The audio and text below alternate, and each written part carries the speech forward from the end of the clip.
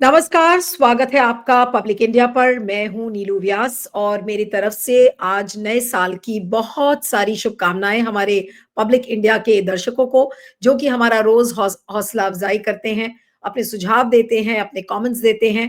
तो आपको बहुत बहुत मुबारक हो आज का नया साल, और 2025 आप सबके लिए बहुत सारी खुशियां, ढेर सारी खुशियां आपके परिवार के लिए भी लेकर आए। और सिलसिला खबरों का जारी है, और वही विश्लेषण, वही एनालिसिस, वही उधेड़बुन, वही सवाल।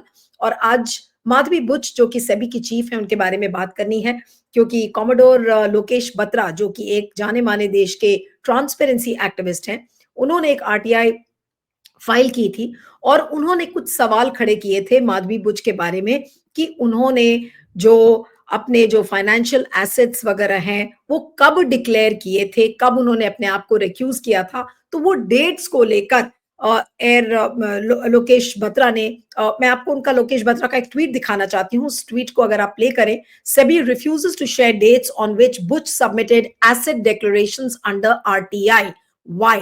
और साथ में उन्होंने एक डेक्कन हेरल्ड में छपी हुई खबर को उसको भी टैग किया है, और उसको मैं बता दूं कि एग्जैक्टली उसमें क्या है। डेक्कन हेरल्ड में जो खबर छपी है वो यही है कि SEBI has refused to even provide the dates on which its chairperson Madhvi Buch submitted declarations on financial assets and securities held by her and her family members to a query under the Right to Information Act 2005. अब लोकेश बत्रा ने ये RTI file किया था, and he sought information about the dates on which Butch had submitted details of financial assets and securities held by her and her family. Batra had specifically said he was not seeking the details of declaration but only the dates. उन्होंने सिर्फ तारीख मांगी थी, ये नहीं कहा था कि आपने डिक्लेरेशन में क्या दिया है, आप उसे बताइए।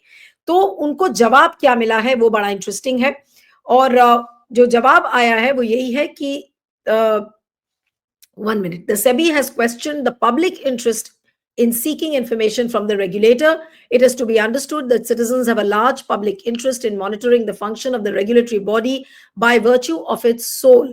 The functioning of SEBI, efficiently or otherwise, has a direct or indirect impact on the taxpayers.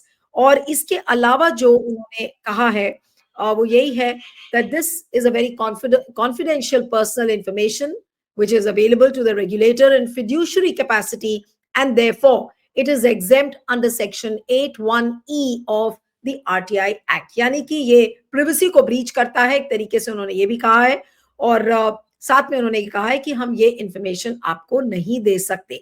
तो बत्रा ने उसी पर सवाल खड़े किए हैं कि how do we trust SEBI repose when it changes grounds for denying information? आप कैसे उस securities and exchange board of India पर विश्वास कर सकते हैं? आज इसी पर हम बातचीत करेंगे। हमारे साथ सुप्रीम कोर्ट के वकील और वरिष्ठ एक्टिविस्ट हमारे साथ हैं, अरुण अग्रवाल जी। अरुण जी, आपका बहुत बहुत स्वागत है, thank you so much for joining. और ये जो खबर सर डेक्कन हेरल्ड में छपी हुई है कि सेबी की जो चीफ है माधवी बुच, उनको डेट्स तक डिस्क्लोज करने में दिक्कत हो रही है, ये क्या है, ये माजरा क्या है? क्यों डेट्स को लेकर डिस्क्लोजर्स में इतनी डिफिकल्टी क्यों आ रही है? अनम्यूट कर लीजिएगा सर, अनम्यूट कर लीजिए प्लीज। हाँ नीलू जी, पहले तो दर्शकों को नव वर्ष की शुभकामनाएं, और आपके चैनल ये वाले पब्लिक इंडिया में 1 मिलियन से ज्यादा व्यूअर्स हो गए, तो उसके लिए भी शुभकामनाएं। अब आइए मुद्दे के ऊपर, जो है कि ये क्यों डेट नहीं बता रही हैं। सब पहले तो मैं आऊं कि ये क्यों नहीं डेट बता रही हैं, फिर वो लोकेश बत्रा क्यों इतने ज्यादा आश्चर्यचकित हैं और क्यों ये नहीं बताएंगे, और सेबी का क्या पुराना रोल रहा है जहां तक इंफॉर्मेशन देने का। तो ये डेट इसलिए नहीं बता रही हैं क्योंकि अगर ये बताएंगी तो उससे ये 2-3 चीजें ट्रेस हो जाएंगी। एक तो है कि ये अपने हस्बैंड के साथ विनोद अडानी की कंपनी में इन्वेस्ट किए थे, जिसका कि इन्वेस्टिगेशन चालू हो रहा था। सेबी ज्वाइन करने के ठीक पहले उन्होंने वो इन्वेस्टमेंट को शिफ्ट कर दिया अपने हस्बैंड के, कंट्रोल शिफ्ट किया, इन्वेस्टमेंट जॉइंट नेम में रहा। तो अगर वो डेट बता देंगी तो उससे लोग ट्रैक हो जाएंगे कि ये उसके पहले किया कि बाद में किया। उसके बाद इनकी 2 कंपनियां थी, जो कि एक हिंदुस्तान में थी और एक सिंगापुर में थी, जिसको इन लोगों ने कह दिया कि ये जो है डिफंक्ट हो गई जब ये सेबी की चेयरमैन बनी, और उसके बाद भी उसमें कमाई करती रही।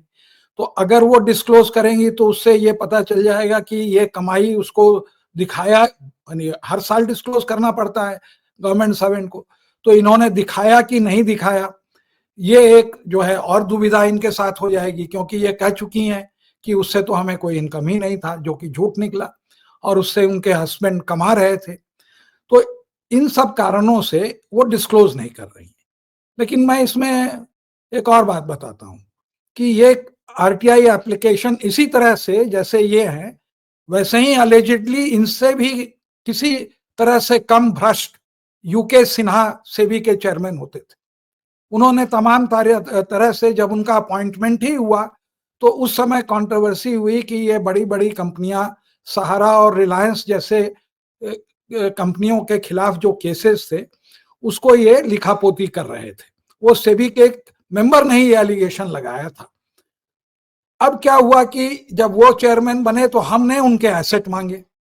अब ये एसेट जो है, आप नहीं मानेंगे, इतने ढीठ लोग हैं कि इन लोगों ने उनका एसेट नहीं दिया, हमें बॉम्बे हाई कोर्ट जाना पड़ा, और बॉम्बे हाई कोर्ट में हमें ये कहना पड़ा, आई थिंक उस समय खानवालकर साहब जज थे, तो ये डिनायल हुआ और इंफॉर्मेशन कमिश्नर ने भी नहीं अलाउ किया।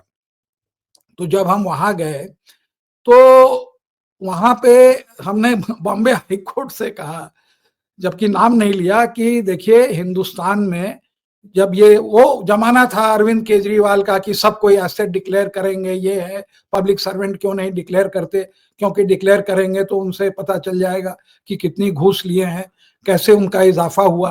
तो लोग नहीं कर रहे थे। अब तो कोई भी नहीं डिक्लेयर करता, अरविंद केजरीवाल खुद ही नहीं करता होगा। खैर, तो हमने उनसे कहा कि देखिए हिंदुस्तान में बहुत हाई कोर्ट थे जो कि कहे कि हम जजेस जो हैं अपना एसेट डिक्लेयर करेंगे, और कुछ हाई कोर्ट थे जो कहे कि हम नहीं डिक्लेयर करेंगे, उनकी ऑटोनॉमी थी। लेकिन केवल एक ही ऐसा हाई कोर्ट था जिसने कि कहा कि हम एसेट डिक्लेयर करेंगे जजों के, और वो नहीं किया। और हमने जानबूझ के नाम नहीं लिया क्योंकि वो जो हाई कोर्ट था वो बॉम्बे का हाई कोर्ट था। अब आप बताइए, जो जज वहां बैठा है वो अपने नहीं एसेट डिक्लेयर कर रहा है, तो वो दूसरे के एसेट को डिक्लेयर कराएगा? तो नहीं किया। लेकिन क्या हुआ कि ये तो हैं एकदम बेईमान और चोर सेबी वाले, और मैं बड़े मतलब जिम्मेदारी से कह रहा हूं, और उसके बारे में मैं बाद में बताऊंगा। मैंने यही सवाल जो है डिपार्टमेंट ऑफ इकोनॉमिक अफेयर्स से हमने आरटीआई में मांगा, सिन्हा की एसेट, और उन्होंने हमें सिन्हा की एसेट दे दी। तो मैं ये कहना चाह रहा हूं कि देखिए, इनके यहाँ जो एक ट्रांसपेरेंट ऑर्गेनाइजेशन जो कहता है कंपनियों को कि तुम ट्रांसपेरेंट हो, और जब खुद पर आती है तो ये सबसे ज्यादा नॉन ट्रांसपेरेंट है। इनके जितने भी ऑर्डर्स हैं वो अगर आप चले जाइए तो उससे यही दिखाएगा कि ये एक से एक ऐसा बहाना मारते हैं। वो कहेंगे, इसमें भी उन्होंने कहा है कि we are in fiduciary relationship. अगर आप, इसका मतलब क्या है, अगर कंपनी चोरी कर रही है और उसको आप रेगुलेट कर रहे हैं, आप सिपाही हैं या आप इंस्पेक्टर हैं कि उसकी तब्दील कर रहे हैं, जो कि है सेबी, तो आप ये कहते हैं कि I am in fiduciary relationship with the चोर। नहीं, मतलब ये लेकिन चोर इसको अरुण जी, मैं चाहती हूँ कि ये दर्शकों को थोड़ा सा और सिंप्लीफाई करके अगर आप बता सकें कि ये जो फिड्यूशरी रिलेशनशिप दिखाकर और सेबी ने उन डेट्स को डिस्क्लोज नहीं किया है, तो इसको आम आदमी कैसे समझे। और वो ये भी साथ में कह रहे हैं कि the information can not be disclose as it has no relationship to any public activity और interest and may cause unwarranted invasion into the privacy of the individual. यानी कि अभी भी उनको प्रिवेसी की पड़ी है, माधवीपुरी बुज की प्रिवेसी की पड़ी हुई है। उनको ये नहीं समझ में आ रहा है कि जो सिचुएशन है वो कितनी सेंसिटिव है और क्यों डेट्स मांगी जा रही है, तो उसको डिस्क्लोज करना चाहिए। देखिए, इनको किसी बहाने से कोई इंफॉर्मेशन नहीं देना है। इनके जितने भी आरटीआई के एप्लीकेशंस का जो जवाब है, अगर आप चले जाएंगे तो इनकी वेबसाइट पर मिलेगा, और आप देखेंगे कि ये किस किस तरह के बहाने बनाते हैं। फिड्यूशियरी रिलेशनशिप का मतलब I have some financial relationship, हम उसको ओवरसी कर रहे हैं, तो यहाँ पे वो लगता भी नहीं है। और ये बहुत सारे जगह में, ये जब कंपनी का या जब कोई चीज का आप इंफॉर्मेशन मांगेंगे तो ये तोता की तरह हर बार ये रटंत है वो उसमें लगा देंगे। एक और वो कहते हैं कि अगर हम ये इंफॉर्मेशन देंगे तो जिस आदमी का उसके अंदर में नाम है या जो भी है उसकी लाइफ जो है वो खतरे में है, इसलिए हम नहीं इंफॉर्मेशन देंगे। तो इनके ऐसे ऐसे बहाने हैं नहीं इंफॉर्मेशन देने के। देखिए, मैं सुप्रीम कोर्ट तक इनके इंफॉर्मेशन नहीं देने के ऊपर मैं गया हुआ हूँ। ये तो अभी आपको हमने हाई कोर्ट का बताया, क्योंकि हमें इंफॉर्मेशन जब वो ज्वाइन किए थे तो यूके सिन्हा का हमें जो है मिनिस्ट्री ने दे दिया, और समय बहुत कम था उनका रिटायरमेंट में जब हमें वो इंफॉर्मेशन मिला। और उसमें कुछ ऐसी भी चीज उस समय, क्योंकि हमें तो उसकी बाद की चाहिए थी, तो वो हमें उसमें मिली नहीं। लेकिन ये जो है कोई चीज का इंफॉर्मेशन, मैं आपसे कहता हूं कि they are the most intransparent information के मामले में। इससे नॉन ट्रांसपेरेंट ऑर्गेनाइजेशन कुछ है ही नहीं। मुझको याद है, मैं 2012 से कि रिलायंस के कौन से ब्रोकर थे जिन्होंने इनसाइडर ट्रेडिंग, नाम दीजिए, उसके लिए वो दिल्ली हाई कोर्ट ले गए, और एक दिन में 3 कोर्ट में जो है वो फाइल ट्रांसफर हुई। और उसमें जो है कपिल सिब्बल तो नहीं थे, सिंघवी साहब भी थे और साल्वे साहब भी थे, दोनों वकील थे। तो ये हाल है इन लोगों को कि ट्रांसपेरेंट, नॉन ट्रांसपेरेंसी का, ये इसीलिए ये जानबूझ के नहीं देते हैं। और इनका वो बना हुआ है, जैसे मैंने कहा कि बिमल झुलका साहब थे, जब शुरू में आए तो वो थोड़ा लिबरल थे, इंफॉर्मेशन के लिए कहा, फिर कुछ हुआ, तब तक मोदी जी की सरकार आ चुकी थी, तो कुछ हुआ, एक बैक उनका जो है एटीट्यूड बदल गया, और मैंने देखा कि ये कोई इंफॉर्मेशन अब देने को नहीं तैयार है। तब हमने उनसे कहा कि देखिए, जिस तरह से आप लोग फंक्शन कर रहे हैं इसमें अब कोई फायदा नहीं है, हम लोग आके आपके यहाँ अपना समय बर्बाद करें। हम लोग इसलिए आते हैं कि जनहित में, कि जहां करप्शन है। और किस मामले का इंफॉर्मेशन था, ये तो उनके जो एसेट्स के बारे में बात्रा साहब ने इंफॉर्मेशन मांगी, जिसको कि इन्होंने बहुत ग्राउंड्स में नहीं दिए, है ना, कि इन्होंने एक और वो फिड्यूशियरी का भी लगाया, और ये कहा कि ये पर्सनल इंफॉर्मेशन है, कि जो कि अभी मद्रास हाई कोर्ट ने कहा कि अगर आपके पास रोस्टर है, सर्विस कंडीशन है, तो ये पर्सनल इंफॉर्मेशन नहीं है। तो उसके बावजूद भी, लेकिन होता क्या है, जब ये कंपनी को इन्वेस्टिगेट करते हैं और इन्वेस्टिगेटिव रिपोर्ट बनती है, तो नुकसान जो होता है वो तो शेयर होल्डरों का होता है। कंपनी तो किसको लूटती है, सेबी के बुच को तो नहीं लूटती है, वो तो शेयर होल्डर को लूट के आती है। अब शेयर होल्डरों को जब वो लूटा गया, उसका नुकसान हुआ, तो उसका ये कभी भी आज तक किसी को पैसा नहीं लौटा है, जो कि अमेरिका और सब जगह होता है। और इन्वेस्टिगेशन की मोनोपोली रख लिए, फिर उसके ये जज भी बन जाते हैं, मतलब कि ये जज हैं, ज्यूरी हैं और पुलिसमैन, सब कुछ हैं एक ही तरफ से, जो किनको एक्सेसिव पावर दिया गया। तब अगर हमने नुकसान मेरा हुआ, और तब जब उसके ऊपर जब ऑर्डर भी आ जाता है, तब मैं कहता हूं कि ये अपनी रिपोर्ट दीजिए, क्योंकि अगर इसमें गड़बड़ है तो हम जाके इनको सू करके अपना पैसा वसूले।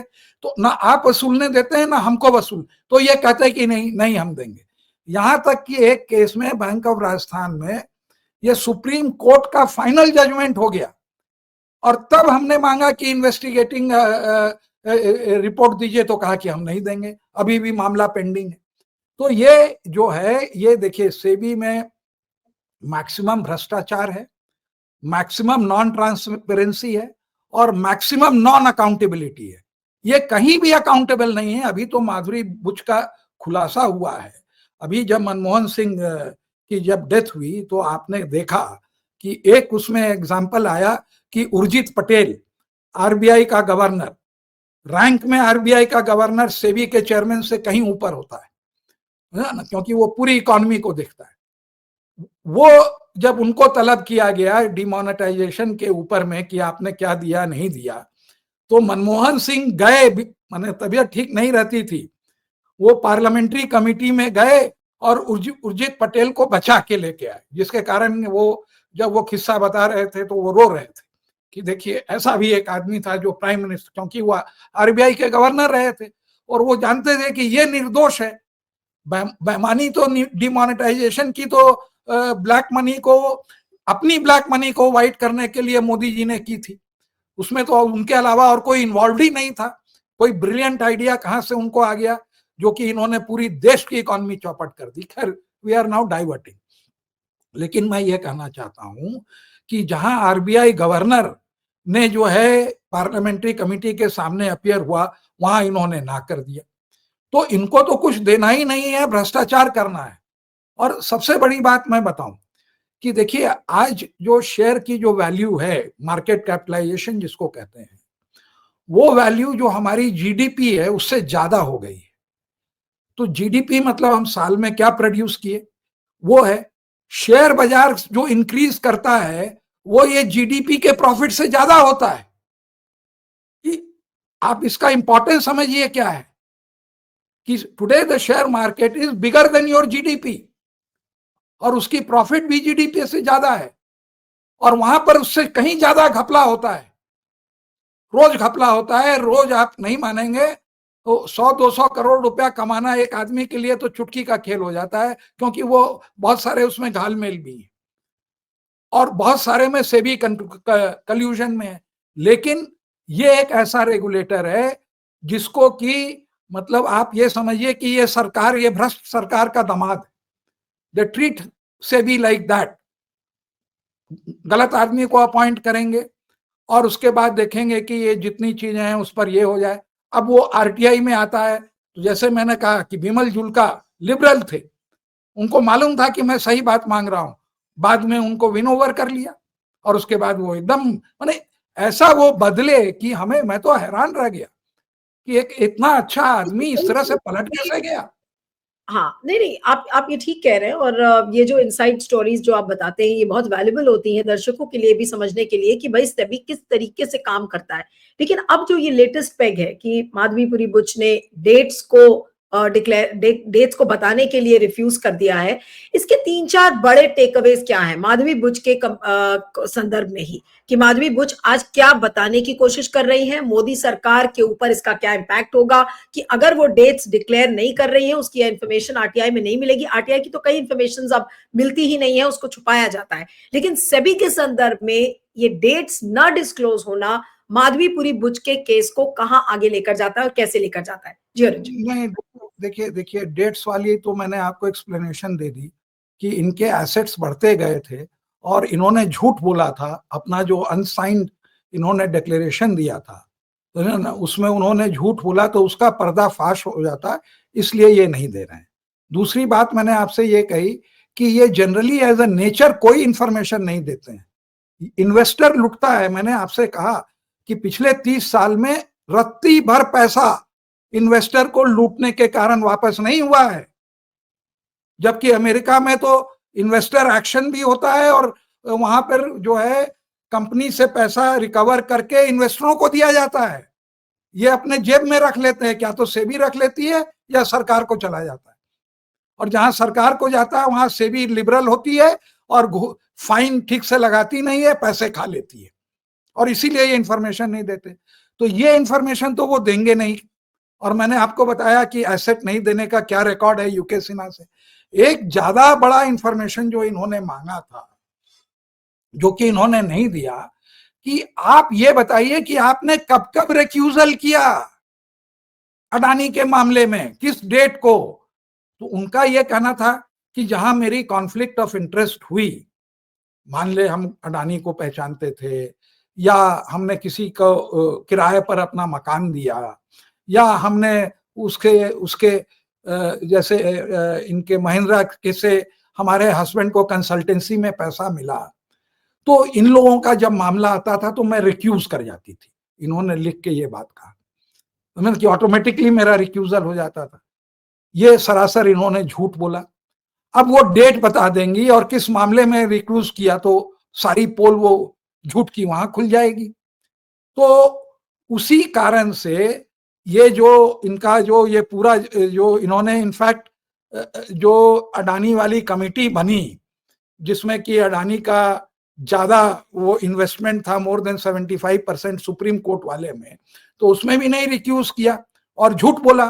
तो अगर वो इंफॉर्मेशन दे देंगे तो वो सारा जो है, देखिए एक बात है कि हमें मालूम है कि क्या सच है, हमने उसका कहीं पर कागज में कोई ट्रेल छोड़ा हुआ है और हमको मालूम है, और उसके बाद मैं झूठ बोलता हूं। वो झूठ जो है, जैसे अडानी पकड़ा गया है घूस देने के मामले में, तो वो अगर वो इंफॉर्मेशन दे देंगे तो इनका झूठ पकड़ा जाएगा कि इन्होंने कभी रिक्यूज ही नहीं किया, कोई अडानी के मामले में नहीं रिक्यूज किया, कोई भी ये जो ब्लैक स्टोन था जिसमें कि इनके हस्बैंड को मिलियंस ऑफ डॉलर्स कंसल्टेंसी में मिल रही थी, उस मामले में नहीं रिक्यूज किया। तो इन्होंने जो है, वो ज्यादा जरूरी था। बात्रा साहब ने पूछा सवाल सब सही, इसमें आई गिव हिम क्रेडिट, लेकिन वो भूल गए कि ये इलेक्शन कमीशन का दादा है, ये कभी नहीं देगा। नॉन ट्रांसपेरेंसी में इलेक्शन कमीशन इनको कुछ इंफॉर्मेशन देता था, ये तो कभी नहीं देगा। और इनका मैं आज नहीं कह रहा हूं, ट्रैक रिकॉर्ड देखिए।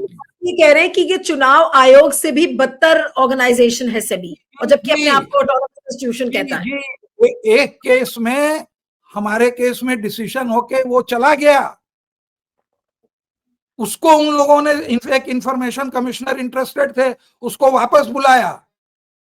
और ये बात हमको और कोई नहीं, एक आरटीआई के एक्टिविस्ट है मिस्टर अग्रवाल, मैं उनका इनिशियल भूल रहा हूं, जो बहुत ज्यादा आरटीआई में पूछते हैं, उन्होंने बताया, कहे कि आप नहीं जानते हैं इन लोगों ने लाखों लाखों रुपए कमाए। अब सच है कि झूठ, लेकिन that order was recalled post में जाने के बाद, क्योंकि वो रिलायंस और सेबी का मामला था, अंसारी या कोई थे वो इंफॉर्मेशन कमिश्नर। तो ऐसी ऐसी चीजें हुई है, मजाक बन गया है इंफॉर्मेशन कमिश्नर। आज हजारों, क्या मतलब कि इतनी पेंडिंग है, 5 साल 7 साल की पेंडिंग है, और 10 के जगह केवल 3 इंफॉर्मेशन कमिश्नर हैं। क्यों है? क्योंकि वो इंफॉर्मेशन नहीं देना चाहते। हमें याद है केहर साहब जब उस समय चीफ जस्टिस शायद नहीं बने थे, और यही मामला आया था आज 10 साल पुराना, कि इंफॉर्मेशन कमिश्नर की नियुक्ति नहीं हो रही है, और प्रशांत लेके उसको गया था कोर्ट में। तो उन्होंने यही कहा कि I don't care whom you appoint, it may be any Tom Dick and Harry, these were his words, but I want them to be appointed by the next date. तो जब डंडा पड़ा तो उन्होंने अपॉइंट किया, लेकिन वो डंडा मारने वाले जज कहां हैं? आज पूरे स्टेट में, आज वो देखिए कि केरला जैसे, तमिलनाडु जैसे, झारखंड जैसे 2-4 तो ऐसे स्टेट हैं जहां की एक भी इंफॉर्मेशन कमिश्नर नहीं है। बिल्कुल, तू डाल मैं पात, तो दिस इंटायर, ये जो लिप सर्विस दे रहे हैं, आई टेल यू, ये जो अरविंद केजरीवाल हीरो जो बना एंटी करप्शन का, तो ये तो अपना झूठा अवार्ड ले लिया मैक्सेसे में कि हम आरटीआई के ट्रांसपेरेंट हैं, और सबसे बड़ा वो भ्रष्टाचार करके वो पकड़ाया। उसके कारण, उसी मूवमेंट के कारण उसने इंडिया अगेंस्ट करप्शन का मूवमेंट चलाया, उसकी गुडविल के ऊपर। और यही लोग अब इन ट्रांसपेरेंट होके, तो हर सत्ता, जो आदमी सत्ता में रहता है उसको इंफॉर्मेशन से बड़ा डर लगता है, क्योंकि मेरी चोरी पकड़ी जाएगी। और मैं गवर्नेंस की एक बात करूं तो सबसे बड़ी ताकत जो मनमोहन सिंह ने लोगों को दी वो थी राइट टू इंफॉर्मेशन। उसको लोगों ने कोशिश किया कि किसी तरह से ये हक को हम, अब वो बिल को तो पूरा निकाल नहीं सकते कि बदनामी होगी, तो तरह तरह के इन्होंने हथकंडे अपनाए कि राइट टू इंफॉर्मेशन को हम डाइल्यूट करें, उसके अमेंडमेंट करने लगे, सरकारी अफसर अपना एसेट नहीं डिक्लेयर करने लगे। उसके अलावा इन्होंने इंफॉर्मेशन कमिश्नर को ही अपॉइंट करना बंद कर दिया। तो जो आप जो ये कह रहे हैं ना कि मिस गवर्नेंस सबसे बड़ा सोर्स है, कि जब हम सूचना, जब आपको हम चीज ही नहीं बताएंगे, भ्रष्टाचार अगर हम करेंगे और हम बड़े बड़े क्लेम करेंगे जिसका पर्दाफाश हो जाएगा अगर आप सूचना देंगे। तो ये है कि जो आपने आज एक कंपैरिजन किया वो मुझे बहुत अच्छा लगा। आपने कहा कि सेबी इस समय चुनाव आयोग से भी बदतर हालत में है। तो अगर हम इसे माधवीपुरी बुच के कॉन्टेक्स्ट में कहेंगे तो क्या हम ये कह सकते हैं कि माधवीपुरी बुच ज्यादा बड़ी धोखेबाज राजीव कुमार से हैं? नहीं, देखिए, धोखेबाज तो हैं, क्योंकि उनका एक, ये हम नहीं कह सकते, क्योंकि अगर राजीव कुमार इलेक्शन की चोरी करते हैं तो वो पूरी डेमोक्रेसी को वो ये की चोरी कर रहे हैं, तो उनके ऊपर तो बहुत बड़ा चार्ज है। अगर ये जिस दिन, जैसे आज निकल रहा है कि 5% की वोट ये उड़ा देते हैं और 5% वोट ये ऐड कर देते हैं, और अगर ये कभी भी 5 नहीं, अगर ये स्विंग 8% का भी है, तो इसका मतलब है कि इन्होंने जानबूझ के डेमोक्रेसी के साथ विश्वासघात किया, तो वो तो एक अलग लीग में रहेगा। लेकिन जहां तक ट्रांसपेरेंसी और राइट टू इंफॉर्मेशन का सवाल है, दे आर फार बेटर। और माधवी बुच नहीं, इसके पहले से ये ट्रेंड चला आ रहा है, ये कोई इंफॉर्मेशन नहीं देते। The last time some information was given कि एक मेंबर थे सेबी के, उन्होंने शिकायत की थी कि उनके ऊपर सिन्हा साहब प्रेशर डाल रहे हैं, तो उस चिट्ठी का जब हुआ कि खुलासा करें कि नहीं करें, और उनके पास गया कि हम करें कि नहीं, तो उन्होंने कहा कि yes, I have no objection if my letter to the president, to the prime minister, complaint against SEBI chairman is released. और वो लेटर आज भी जो है इंटरनेट पर आपको मिल जाए। That is the last act of transparency, क्योंकि वो लोग ईमानदार लोग थे। ईमानदार लोगों को उन्होंने ही बाद में जाके ऑर्डर लिखा सहारा के खिलाफ, जिससे कि सहारा पकड़ा गया, और आज तक जो है उस ऑर्डर के खिलाफ अपील में ये सक्सेसफुल नहीं हुए। हमारा ये कहने का मतलब है, अगर आप ईमानदार आदमी हैं, आप गड़बड़ नहीं करते हैं, you have nothing to hide. बहुत लोगों में पिगासस लगा, तो लोगों ने कहा, राहुल गांधी ने भी कहा कि मेरे फोन में है क्या ऐसी चीज जो आप ये ले लेंगे। On principle it is the invasion of my privacy, but even while you invade my privacy I have nothing to hide. ये बात समझिए, they have everything to hide, and I am not blaming. ये तो बुच का personal मामला, he should have intervene and said कि no, जैसे मनमोहन सिंह ने करते थे कि नहीं, this pertains to me, I don't want. अरे आप वो कंपेयर करिए कि उस आदमी की ईमानदारी की डिवैल्यूएशन किया, और उस दिन जोड़ के हिसाब निकाल दिया कि इस डिवैल्यूएशन के कारण मुझको इतना फायदा होगा, और वो पैसे का उसने चेक दे दिया। तो ये होती है आदमी की सेल्फ ट्रांसपेरेंसी। अपने से उन्होंने उसको महसूस किया, और ये कहानी उनके मरने के बाद लोगों को पता चली। आज तक न उन्होंने बताया, न किसी ने बताया। रामू दामोदरन जो से बाद में सेबी का चेयरमैन बना और उनके कारण बना, उसको तो बताना चाहिए था जब इतना हंगामा हो रहा था, और वो रिटायर कर चुका था। तो अब बता रहे हैं रामू दामोदरन कि देखिए कितने ईमानदार थे। और एक बात और है कि मोंटेक सिंह अहलुवालिया ने इस इंसिडेंट को लिखा है अपनी किताब में कि जिनीवा में कहीं पर थे, उनकी सेविंग्स हुई थी, वहां से लौट के आए थे, वो पैसे बाहर थे, और चूंकि उनका 100 रुपए का सेविंग हो गया 150 या 125 रुपया, तो वो 25 रुपए जो ज्यादा हुए सारे के चेक काट दिए। ये होती है ईमानदारी। और ये लोग बैठ के पैसा कमा रहे हैं on the seat, on the seat they are earning money, और अपना वो जो है जो उनका चिट्ठा है, जो वो है, उसको वो देने को तैयार नहीं। तो आदमी क्या कहेगा?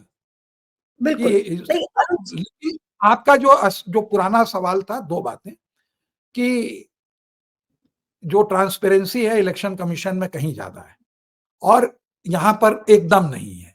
यहां पे एक ट्रेडिशन है टू बी नॉन ट्रांसपेरेंट, उसका एक कारण है टू बी नॉन ट्रांसपेरेंट। अगर ये ट्रांसपेरेंट होंगे तो ये घूस और जो पैसा बनाते हैं कंपनियों का, वो हाथ ऐंठ के, वो बंद हो जाएगा। और बहुत सारे इनके ऑर्डर्स ऐसे हैं जिसमें कि आप देख सकते हैं कि इन्होंने बेईमानी करी है। अपार्ट फ्रॉम लेकिन क्या ये चीज, बस ये आखिरी सवाल है मेरा अरुण जी, कि क्या इस चीज को चैलेंज किया जा सकता है कि भाई आपने कोई राइट टू इन्फॉर्मेशन के तहत आपने इन्फॉर्मेशन मांगी, सेबी ने नहीं दिया, आप क्या इसको कोर्ट में लेके जा सकते हैं? कुछ नहीं, अभी आप फर्स्ट अपील में जाएंगे तो वहां जो चाचा मेंबर बैठा है वो भी इनके अंडर में काम करता है, तो वो तो तुरंत यस, वो और 2-2.5-3 पेज लिख देगा, भाई this information can not be given, मैं बता रहा हूं। फिर आप उसको, उसके लिए आपको 90 दिन मिलता है, फिर उसके बाद आप अपील, नहीं 30 दिन, फिर आप अपील करेंगे, ये फर्स्ट अपील है, फिर सेकंड अपील है कि आप जाएंगे इंफॉर्मेशन कमिश्नर के यहाँ, अब वहां पर जो है 5 साल की वेटिंग है, मोदी जी अपॉइंट ही नहीं कर रहे हैं, तो 5 साल इंतजार करिए। 5 साल इंतजार करके, अरे मैंने कितने एयरफेयर वगैरह बैंगलोर से जा जाके बर्बाद किए इन लोगों के पीछे, बेईमान लोगों के पीछे जो इन्फॉर्मेशन नहीं देते। तो वहां आप जाइए, अब वहां पर आप 5 साल पहले वेट करिए, जब आपका नंबर आवेगा तो फिर वो भी डिनाई कर देगा।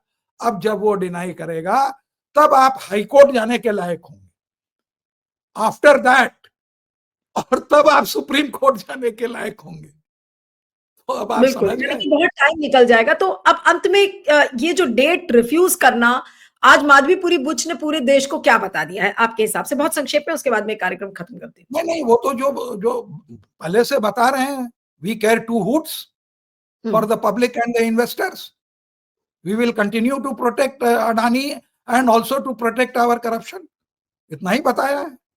मतलब ये तो डंके की चोट पे बताना हुआ ना कि भाई मैं तो अदानी को बचाऊंगी। नहीं नहीं, वी हैव, हम हिंदुस्तान की जनता को कंटेम्प्ट में रखते हैं, वी केयर टू हुड्स, हम कुर्सी पर बैठे हैं, हम सर्वोपरि हैं, आप हमसे कुछ नहीं पूछ सकते। ये आरटीआई फारटीआई होता क्या है? कूड़े के दान में रखिए, सरकार बनाते रहे, और सरकार भी कहती है कि कुछ मत बताओ। बिल्कुल, ये है इसका। बहुत ही दुर्भाग्यपूर्ण है। चलिए इस कार्यक्रम को खत्म करते हैं। आपका बहुत-बहुत शुक्रिया Arun ji. Thank you so much for joining.